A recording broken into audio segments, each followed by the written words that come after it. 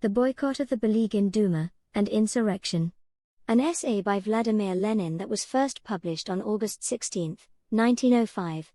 At present the political situation in Russia is as follows: the Bulygin Duma may soon be convened, a consultative assembly of representatives of the landlords and the big bourgeoisie, elected under the supervision and with the assistance of the autocratic government servants on the basis of an electoral system so indirect, so blatantly based on property and social estate qualifications, that it is sheer mockery of the idea of popular representation. What should our attitude towards this Duma be? The Liberal Democrats give two replies to this question. The left wing, represented by the Union of Unions, mostly representatives of the bourgeois intelligentsia, is in favor of boycotting this Duma, of abstaining from participation in the elections, and of taking advantage of the opportunity for increased agitation for a democratic constitution on the basis of universal suffrage.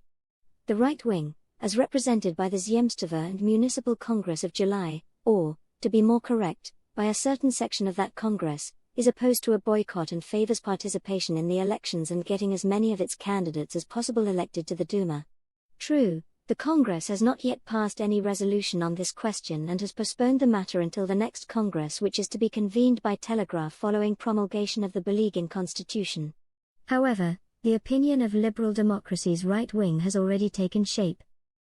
Revolutionary democracy, i.e., in the main, the proletariat, and social democracy, the vehicle of its conscious expression, is, by and large, fully in favor of insurrection.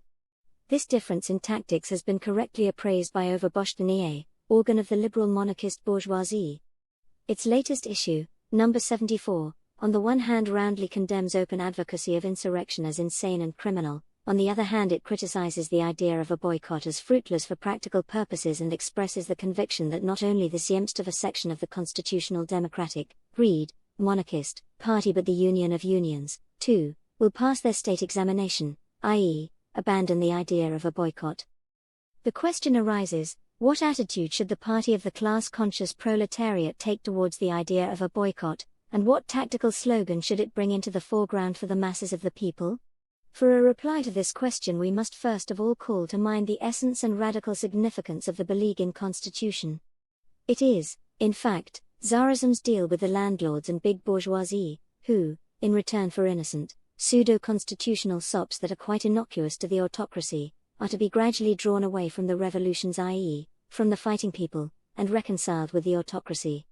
The possibility of such a deal cannot be doubted, since all our constitutional democratic party is eager to preserve the monarchy and the upper chamber, i.e., in advance to secure for the moneyed upper 10,000 political privileges and political domination in the country's system of state. Moreover, such a deal is sooner or later inevitable in one form or another, at least with a section of the bourgeoisie, for it is prescribed by the very class position of the bourgeoisie in the capitalist system. The only question is when and how this deal will take place. The task confronting the party of the proletariat is to delay conclusion of this deal for as long as possible, to split up the bourgeoisie as much as possible, to derive from the bourgeoisie's temporary appeals to the people the greatest possible advantage for the revolution, and meanwhile to prepare the forces of the revolutionary people, the proletariat and the peasantry, for the forcible overthrow of the autocracy and for the alienation, the neutralization of the treacherous bourgeoisie. In fact, the gist of the bourgeoisie's political position is, as we have frequently pointed out, that it stands between the Tsar and the people, and would play the part of the honest broker and steal into power behind the back of the militant people. That is why the bourgeoisie appeals to the Tsar one day, and to the people the next, making serious and businesslike proposals for a political deal to the former, and addressing empty phrases about liberty, Mr. I. Petrunkevich's speeches at the July Congress, to the latter. It is to our advantage that the bourgeoisie should appeal to the people, for by doing so it provides material that will help to rouse and enlighten politically those huge backward masses of people to reach whom through social democratic agitation would be sheer utopianism for the time being. Let the bourgeoisie stir up those that are most backward, let it break the soil here and there, we shall untiringly sow the seeds of social democracy in that soil. Everywhere in the West, in its struggle against autocracy, the bourgeoisie was compelled to rouse the people's political consciousness, while at the same time striving to sow the seeds of bourgeois theories among the working class. It is for us to take advantage of the bourgeoisie's work of destroying the autocracy and systematically enlighten the working class concerning its socialist aims and the irreconcilable antagonism between its interests and those of the bourgeoisie. Hence it is clear that our tactics at present should first of all consist in support for the idea of a boycott. The very question of a boycott lies within the bounds of bourgeois democracy. The working class is not directly interested in it, but it is definitely interested in supporting that section of bourgeois democracy which is more revolutionary. It is interested in extending and intensifying political agitation. A boycott of the Duma means a more vigorous appeal to the people by the bourgeoisie, a development of its agitation, a greater number of opportunities for our agitation, and a more intense political crisis, which is the source of the revolutionary movement.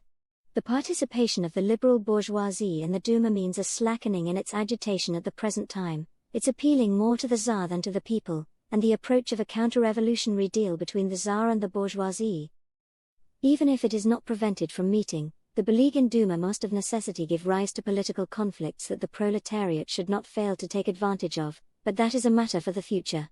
It would be ridiculous to renounce utilizing this bourgeois bureaucratic Duma for purposes of agitation and struggle, but at the moment that is not the point. At present the left wing of bourgeois democracy itself has raised the issue of waging a direct and immediate struggle against the Duma by means of a boycott, and we must exert all our efforts to support this more determined onslaught. We must take the bourgeois Democrats, the overboschnier people, at their word, give the widest publicity to their Petrunkevich-like phrases about an appeal to the people, expose them to the people, and show that the first and least real test of these phrases was the question of whether we should boycott the Duma, i.e., turn in protest to the people, or accept the Duma, i.e., abstain from protesting, go once more to the Tsar, and accept this travesty of popular representation. Secondly, we must exert every effort to make the boycott of real use in extending and intensifying agitation, so that it shall not be reduced to mere passive abstention from voting. If we are not mistaken, this idea is already fairly widespread among the comrades working in Russia, who express it in the words, an active boycott.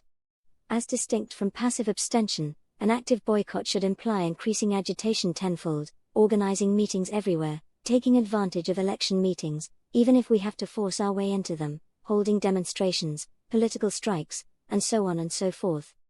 It goes without saying that to further agitation and struggle in this connection, temporary agreements with various groups of revolutionary bourgeois Democrats, generally permitted by a number of our party resolutions, are especially expedient.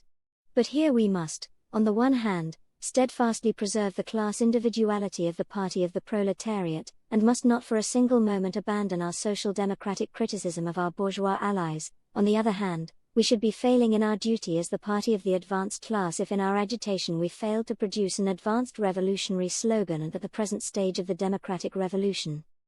That is our third direct and immediate political task. As we have already said, an active boycott means agitation, recruiting, organizing revolutionary forces on a larger scale, with redoubled energy, and bringing redoubled pressure to bear. Such work, however, is unthinkable without a clear, precise, and immediate slogan. Only an armed uprising can be that slogan.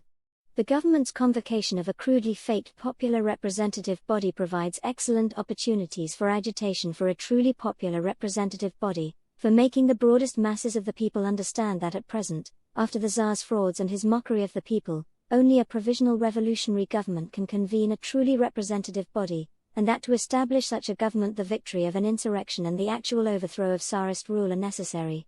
It would be hard to imagine a better time for widespread agitation for an uprising, and in order to conduct that agitation full clarity regarding the program of a provisional revolutionary government is also necessary.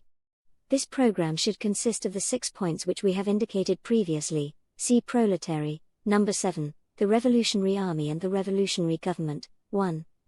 Convocation of a popular constituent assembly. 2. Arming of the people. 3. Political freedom, the immediate repeal of all laws that contradict it. 4. Complete cultural and political freedom for all oppressed and disfranchised nationalities. The Russian people cannot win liberty for themselves without fighting for the liberty of the other nationalities. 5. An 8-hour working day. 6. The establishment of peasant committees for the support and implementation of all democratic reforms, among them agrarian reforms, up to and including the confiscation of the landlord's land.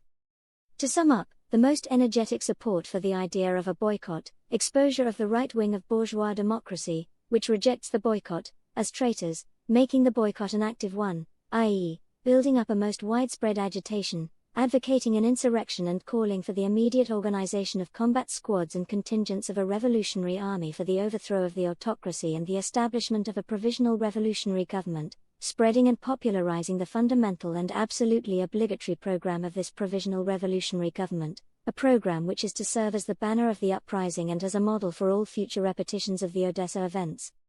Such should be the tactics of the party of the class-conscious proletariat. In order to make this tactics perfectly clear and to achieve unity, we must also deal with Iskra's tactics. It is set forth in number 106 of that paper in an article entitled Defense or Attack.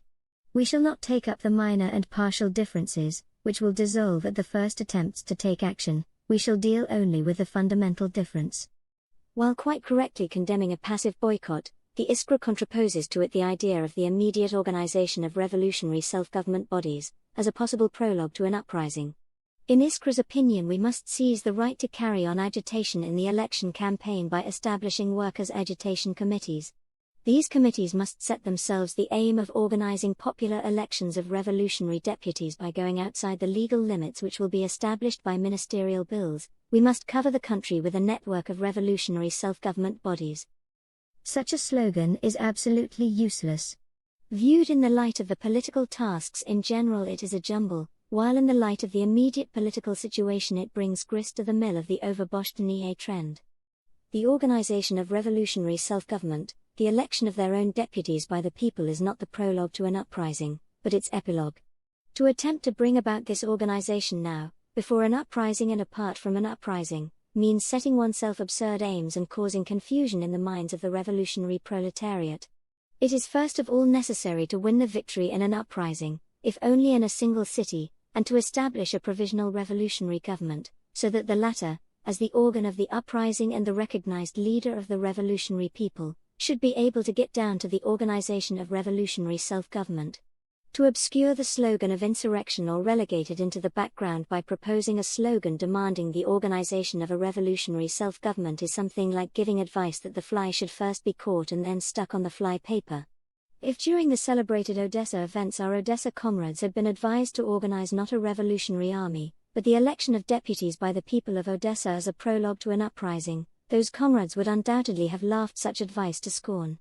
Iskra is repeating the mistake made by the economists, who wish to see in the struggle for rights a prologue to the struggle against the autocracy. Iskra is reverting to the misadventure of the unfortunate plan of the Zemstva campaign, which obscured the slogan of insurrection with the theory of a higher type of demonstration.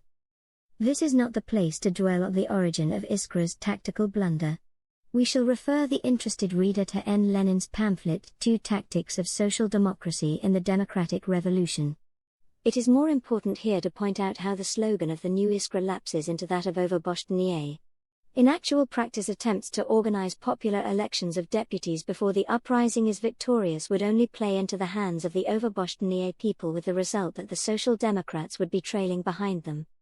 Until replaced by a provisional revolutionary government, the autocracy will not permit the workers and the people to conduct any elections that can in any way be called popular, and Social Democrats will not agree to a travesty of popular elections under the autocracy, but the Overboschtanie League, Zemstva members and the municipal councillors will conduct elections and blatantly pass them off as popular, and as an expression of revolutionary self-government.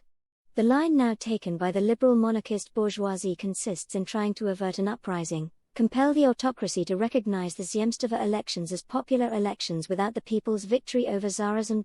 And convert the Zemstva and municipal self-government bodies into organs of revolutionary, in the Petrunkevich sense, self-government, without a real revolution. An excellent expression of this line is to be found in number 74 of Overboschtanie. It would be hard to imagine anything more disgusting than this ideologist of the cowardly bourgeoisie, who asserts that advocacy of insurrection demoralizes both the army and the people. And this is said at a time when even the blind can see that it is only through an uprising that the ordinary Russian citizen and soldier can save himself from utter demoralization and vindicate his right to citizenship. The bourgeois Manilov pictures to himself an Arcadian idyll in which the mere pressure of public opinion alone will compel the government to make concession after concession, until finally it can go no further and will have to hand over the power to a constituent assembly elected on the basis of universal and equal suffrage, direct elections, and a secret ballot, as is demanded by society. With an upper chamber, there is nothing at all improbable in this peaceful I transition of power from the present government to a national constituent assembly, which will organize state and governmental power on a new basis. And this masterly philosophy of the cringing bourgeoisie is rounded off with the advice that the army, particularly the officers, should be won over, that a people's militia be established without official authorization, and that local self-government bodies, read, of landlords and capitalists, should be set up as elements of a future provisional government. There is method in this muddle. What the bourgeoisie wants is to be given power peacefully, without a popular uprising, which may prove victorious, win a republic and genuine liberty, arm the proletariat, and rouse millions of peasants. To obscure the slogan of insurrection, to abandon it and make others follow suit, to advise the immediate establishment, by way of a prologue, of popular self-government, to which only the Trubetskois, Petrankoviches, Fyodorovs, and the like will be admitted, that is what the bourgeoisie needs in order to betray the revolution and strike a bargain with the Tsar, a monarchy with an upper chamber, against the mob.